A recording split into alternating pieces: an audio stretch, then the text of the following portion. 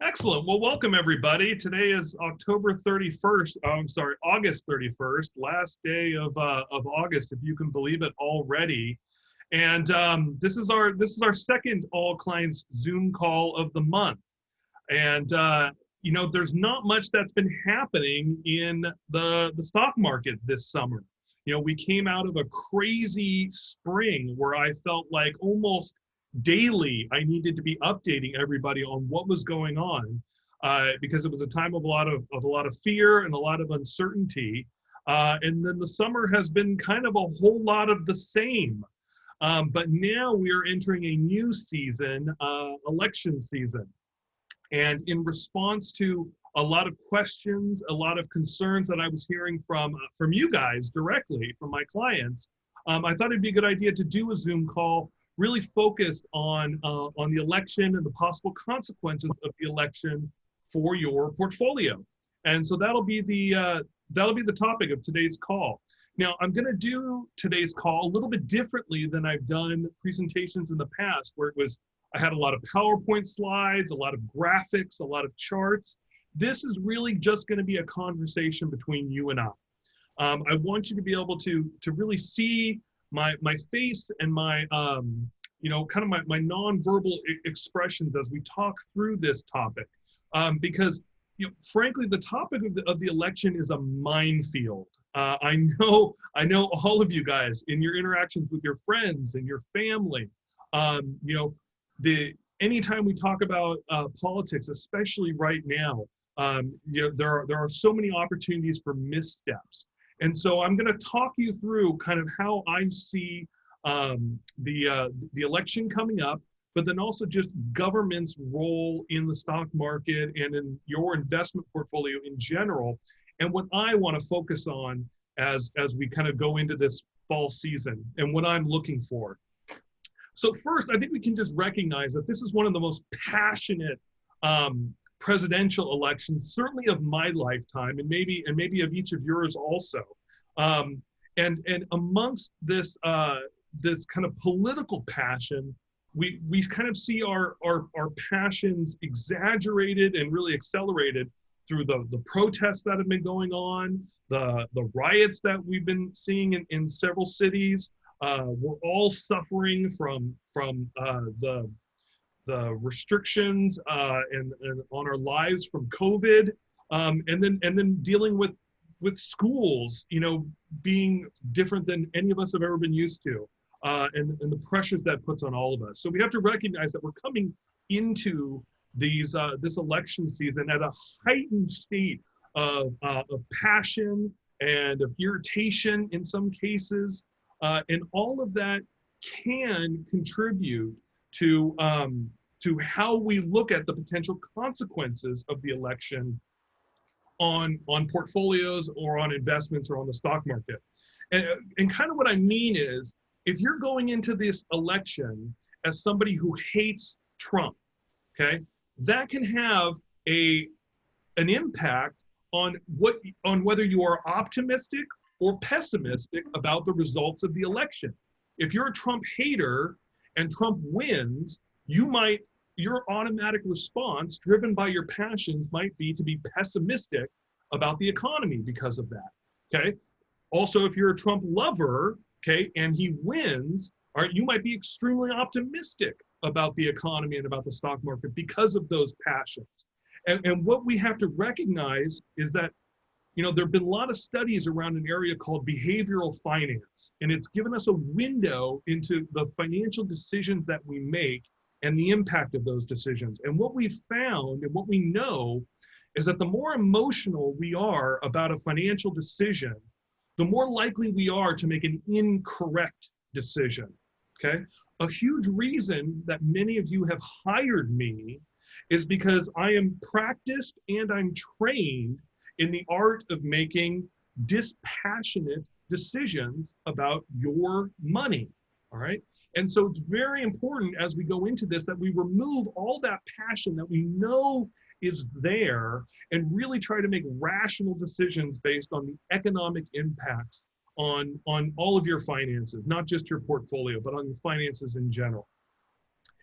And I want to kind of relay a story to you guys about why I believe so strongly in removing that passion from these decisions. About 15 years ago, I was working for an advisor in kind of like a junior capacity out on the West Side. And it was actually where I met Naidi, where we first started working together.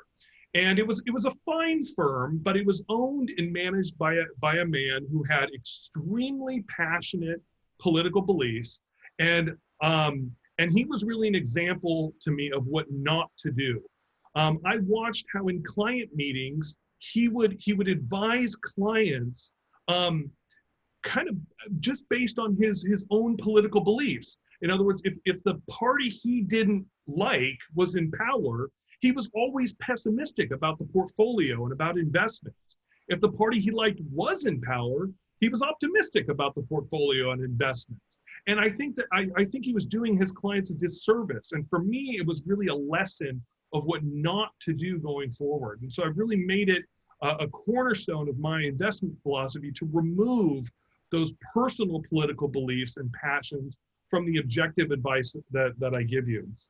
And so kind of in remembering those lessons from the past, I want to tell you about which parts of the government I really think are worth focusing on and what policies I think are worth focusing on that can have an impact on you. The first government entity that you need to focus on and that I need to focus on your behalf when thinking about what decisions to make around the portfolio, it's not Congress, it's not the president, it's by far the Federal Reserve, okay? In the Federal Reserve, post-Alan Greenspan, we've seen a brand new Federal Reserve, one that is much more proactive, much more interventionist in the economy, okay? They swing by far the biggest stick, and it has by far the biggest impact on you and your portfolio and your personal finances, okay? So I'm watching what the Federal Reserve does around interest rate policy, around propping up businesses right now through loans, because not only does that have huge ramifications on the bond market, which makes up a significant part of all of your portfolios, but it does have a significant impact on the stock market. The Fed is responsible not just for keeping inflation low, okay? They're also, in the past, have had responsibilities for keeping full employment, all right? They've made adjustments to that in light of today's employment situation. But continuing to watch what the Fed does is the most important thing. And I don't expect, nor has it been the case, that the presidential election or any other election has had a significant impact on that, though the president does appoint the Fed chair. But I would really look at that as distinct from certainly this presidential election. The second governmental entity that I would focus on, again, before the president as having an impact on you and your portfolio, is really right now looking at a possible shift in power in the Senate, okay? As one of the two legislative bodies, right, lawmaking bodies, I'm really looking to them to understand what type of tax policy we are likely to see that can impact you in the upcoming years. For many of you, most especially, I'm looking at big changes, big possible changes in the estate tax law, okay? I've talked to many of you about that. Over the past 2 decades, since the early 2000s, we've seen the estate tax exemption go from around $500,000 per person now to above $11 million per person. Where now we're looking at a family not having to pay an estate tax unless their net worth exceeds about $22.6 million. If there's a change in power in the Senate, and if we see more of a shift towards attitudes of 20 years ago, we could see the estate tax exemption drop significantly. That will have one of the largest potential impacts on each of your net worths that you're able to pass down to your children and beneficiaries than anything else happening in the Congress, in the Senate, in the White House, in the Fed. Okay, so estate taxes we're laser focused on right now. Also, any potential impact on capital gains taxes, okay? So really tax policy when it comes to estate taxes and capital gains, that's where I'm laser focused on when we're thinking about changes in the law and in tax policy. Now, lastly, third, the president, right? This presidential election. And what are the potential impacts of policy changes from the president that I think can impact your portfolio? Well, the first one is that the president is the one who signs the legislation, right? So Congress creates the legislation. If they come up with significant tax law changes, they're not going to become law unless the president agrees to sign them, okay? So if we again end up with split government, okay, where the Democrats are controlling Congress and the Republicans are controlling the White House, we're much more likely to see moderate tax policy come out of them, okay? Versus if it's Republican, or Democrat, we'd be looking at much wider sweeps, okay, of possible changes. The second way the president significantly affects your life and your portfolio is through trade policy, okay? Trade is an engine of the global economy, okay? And tariffs are like throwing sand in the engine, okay? It just slows everything down. Now, we've had a period of time here where that engine of international trade has been slowing, okay? Because there's been tariffs and counter tariffs. Now, that could be a useful tool if it results in structural change that allows for future growth, okay? We have not seen that structural change yet. But if we get to a point where either the tariffs work the way they're intended and we end up with higher employment or fairer trade, okay, amongst countries, or we see a change where those tariffs are simply eliminated and we're going back to a philosophy of fair trade, okay, those will both be positive impacts on your portfolio. The worst thing that can happen is the status quo, okay, where we continue a trade war with no productive end in sight and no walking back of any of those policies. Okay, so trade is certainly an area worth looking in, and it's almost entirely in the president's control how that ends up. Finally, and it cannot be ignored, is the potential impact of COVID, okay, and the president's influence on COVID, okay? COVID has not just changed the way all of us have been living our lives. It's had some pretty significant impacts on the economy. We're looking at significant unemployment. We're looking at huge budget deficits, and then disruptions to both business operations and supply chains, okay? So the big question with COVID is the same today as it was back in March, okay? And the question is, will we get rid of COVID before the government stimulus runs out? Period, okay? That is the question. Now, the approach that we've been taking, the status quo, is that the method by which we were going to get rid of COVID was not going to be through quarantining or shutting things down. It was going to be through a vaccine. Okay, so the government has funded vaccine production and development at an incredible rate. I mean, pumping billions and billions and billions and billions of dollars into the vaccine, hoping that we could get a vaccine done before the stimulus runs out. Okay, now the stimulus has kind of run out. Okay, and so we're at this kind of critical point here where we either need to get another stimulus package in place, okay, or we need to hope that a vaccine comes into development. Because if not, all of a sudden, the crushing reality of over 10% unemployment is going to finally be felt, okay? If there's a change in the president, if Trump loses and Biden wins, okay, there is no immediate reason to suspect that course is going to change. Okay, it's not like Biden has come out and said, I would do things entirely differently.